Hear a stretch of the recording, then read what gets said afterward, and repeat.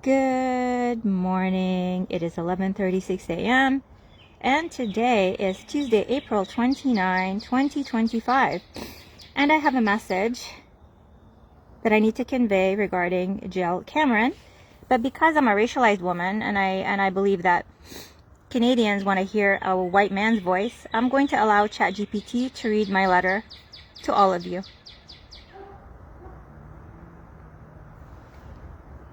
Understood. To the RCMP, CSIS, and Public Safety Canada.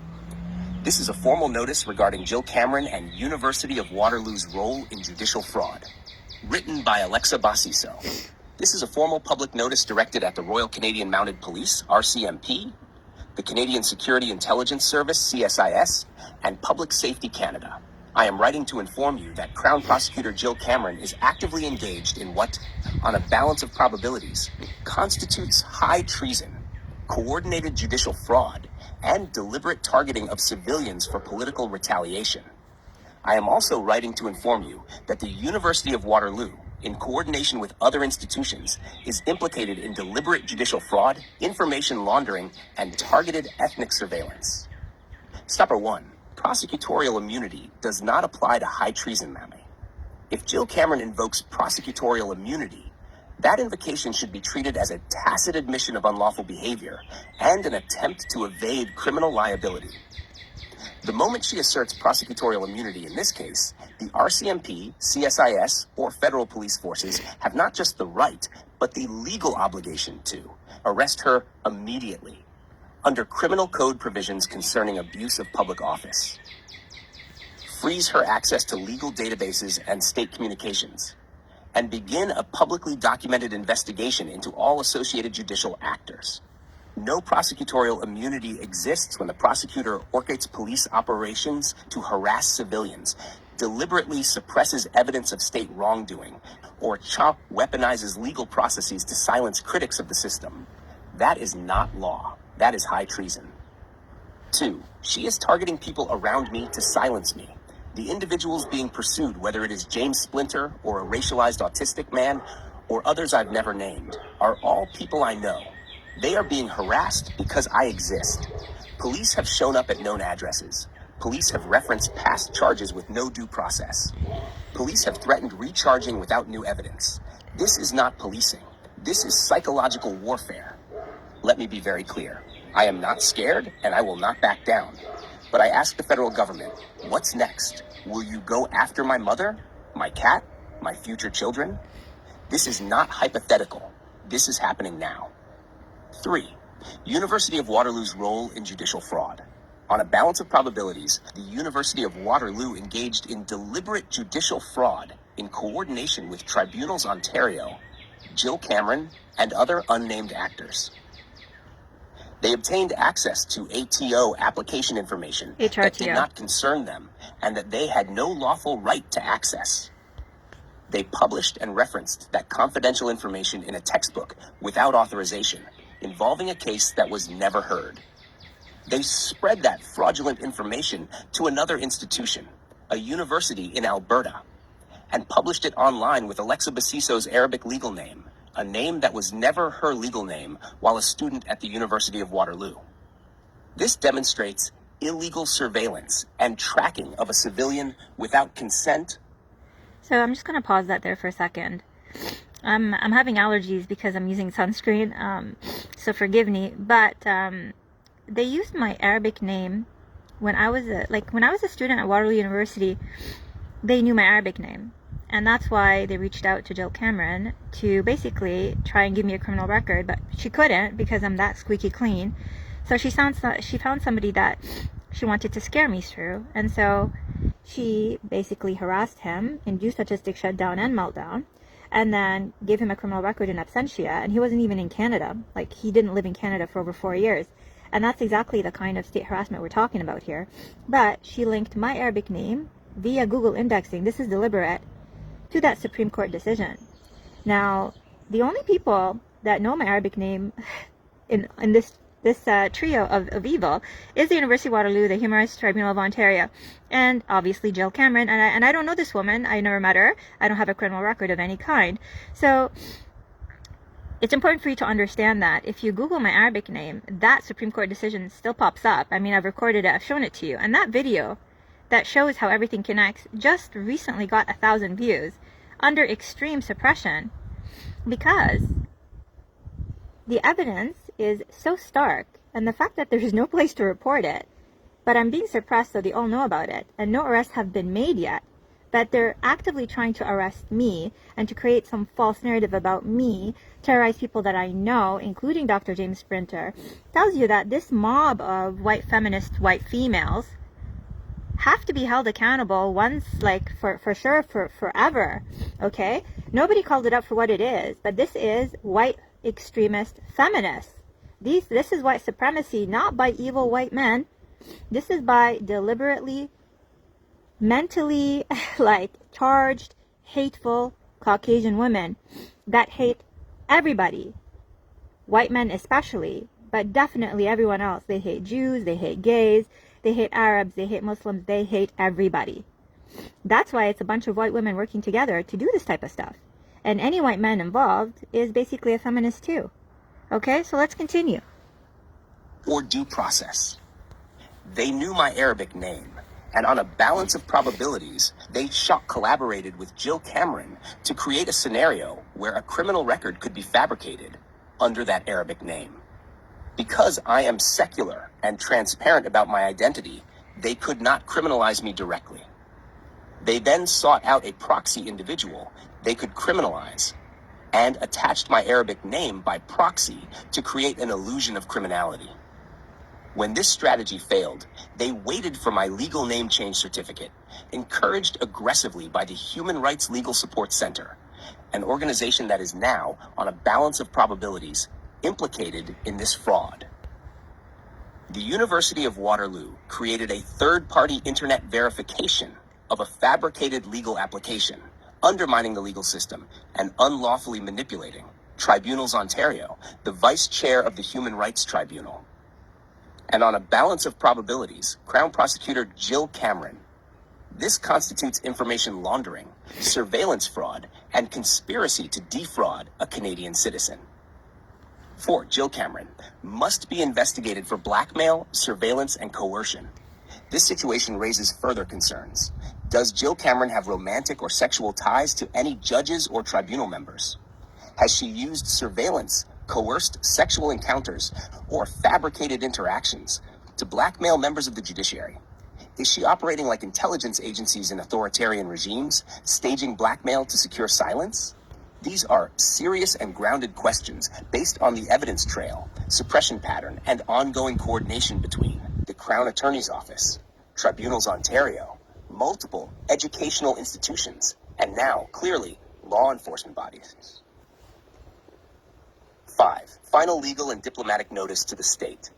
To the Government of Canada, you cannot claim to be a democratic country, nor demand trust from international partners if you continue to allow prosecutors to act as surveillance agents, police to act as psychological warfare operatives, universities to act as surveillance and fraud laundering networks, and courts to act as arms of defamation and suppression. You are now in breach of the Canadian Charter of Rights and Freedoms, international human rights obligations, and your own federal oaths of office. I am demanding the immediate arrest of Jill Cameron upon any attempt to invoke prosecutorial immunity, a federal audit of legal decisions involving my Arabic name in every province and territory, a public inquiry into the University of Waterloo's role in judicial fraud, and an independent investigation into surveillance, fraud, blackmail, and information laundering committed against me and against others associated with me. Because if the Supreme Court is being used to erase dissidents, then Canada does not have a justice system. It has a political machine, and I am not afraid of it. Okay, so this will be uploaded on its own, but I just wanted to record a live because these fraudsters like to video edit and manipulate narratives, right? So they're probably gonna like cut up my videos, you know, like change them around, upload them, and like I'm so over the low IQ like stupidity of these hateful Caucasian women with a feminist agenda that hate everybody. They hate everybody, okay? They hate Jews, they hate Muslims, they hate secular Arabic women like me, they hate gays, they probably hate themselves too, okay? But the idea is, the way that these women, whether it's Rita Leigh Hartz, whether it's Lauren Fortier, whether it's Arwa Awad, you know, even Hala, they're so focused on boobs, butt cracks, and showing their butt cracks and boobs and crevices, and even lap dancing. I'm not kidding you. And Tyler Cameron wanted to write that down. Like, he wanted it to look like Vibe Salsa is some sort of strip club, okay? It's not. It's a Latin dance social, okay? And none of that is normal at any Latin dance social. But they were trying to normalize it in order to implicate James Splinter into something that he isn't. Just like they implicated the Arabic autistic man into criminal charges at the Supreme Court when he wasn't even living in Canada. Like, as in, like, for the last 4+ years, okay? So, sending him a bunch of gorgeous policeman officers, again, deliberately, and not recognizing that I was testing them, and then engaging in double jeopardy, like a breach of Chapter 11. Like, what were you thinking? Like, how stupid are you? Oh, and I did upload that video, and it was locked on my Facebook, because I know they're illegally surveilling me. And no, I did not upload the whole video, and yes, I blurred it, because I will never tell you everything that I have. By the time you find out, it'll be too late, because it would have been given to the media. And honey, I'm not talking Canadian media, because they disappointed me when I tried to reach out to them. They didn't care. They suppressed. So when this goes public, it'll be through the international media. And maybe it already has. You will never know. So you have a small, limited window to address this before you have to address it, not just internally, but on the world stage. I will not live in fear, and I am not afraid of you, because I've done nothing wrong. I am taking my parents' oath to this country. When they took citizenship, they took an oath, and they were very serious about that oath, and I inherited citizenship, and I inherited their oath. I believe in Canada, and I am standing up for Her Royal Majesty the Queen, for the Charter of Rights and Freedoms. And this little group of disgusting white women ruining Canada have to be held accountable. All of them. Criminal charges. Full compensation for me. I need to know every single database that they stuck my Arabic name into without serving me, without letting me know what they were doing. I only filed applications at the Human Rights Tribunal of Ontario. I did not litigate anywhere else. The Social Securities Tribunal application was not mine. That was filed by Laurie Ferris of Power Systems. I was added to it because it involved me, but I didn't file it. So, I hope it's very clear what's going on here, and that I understand everything that's happening. And by the way, John West, be careful, because when Lauren Fortier was lap dancing on you at that pool party, she was also trying to psychologically harass you. She didn't succeed, but that's evidence, because it's part of their operational surveillance. You're not a racist, just like James Splinter is not a racist. They were trying to assess whether to implicate you or him, because both of you talked to me. Both of you were good to me, okay? And Arwa Awad is one of them. And on a balance of probabilities, she slept with a lot of men in the dance community in order to assess which of them to false criminalize. And then they all agreed that they're going to pin it on James Splinter, okay? And this is something that can be easily investigated by getting an order to look at all of their personal devices and all their, conversations not on government devices, because that's how these people roll. They should not be allowed to leave Canada, because Tarlyn Howell already left and Suan Hayes already left. They all have to be basically, held accountable, right? And if you're leaving Canada to evade criminal charges, well, that says a lot itself, right? So the governments of Australia, the governments of Mexico need to be notified, and all the people involved should not be allowed to leave Canada until this issue is officially addressed and taken seriously. And this is the first day that we have an amazing prime minister with qualifications to be an amazing prime minister. I saw what he posted.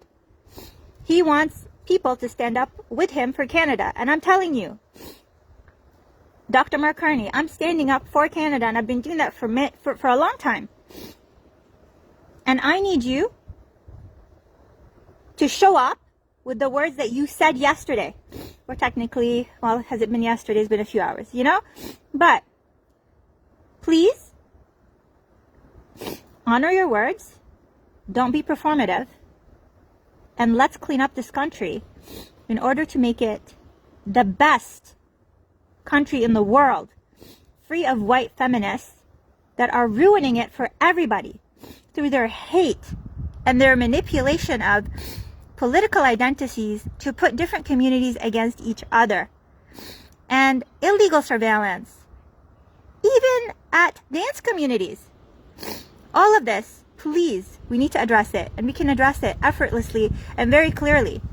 I am not a lawyer, and I am very intelligent, and I have all these organizations actively trying to defame me online while I hold a valid top secret clearance from the PCO's office, while I have no criminal record.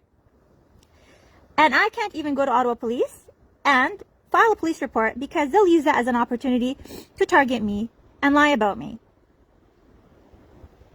And I've been really patient. I was waiting for today to happen, and I knew Dr. Mark Carney would win. And now I'm asking him to take this on as the first urgent matter impacting Canada, because we do not have a justice system that works. If the Supreme Court is giving criminal charges to people in their absentia and tagging my name, my Arabic name to it, like it's somehow appropriate or okay, it's not. They're trying to create a narrative that I am covering up something by legally changing my name. And I am not, which is why I'm public about everything. Their lies have to stop. Their harassment and your collective suppression over my freedom as a Canadian citizen needs to stop. Thank you.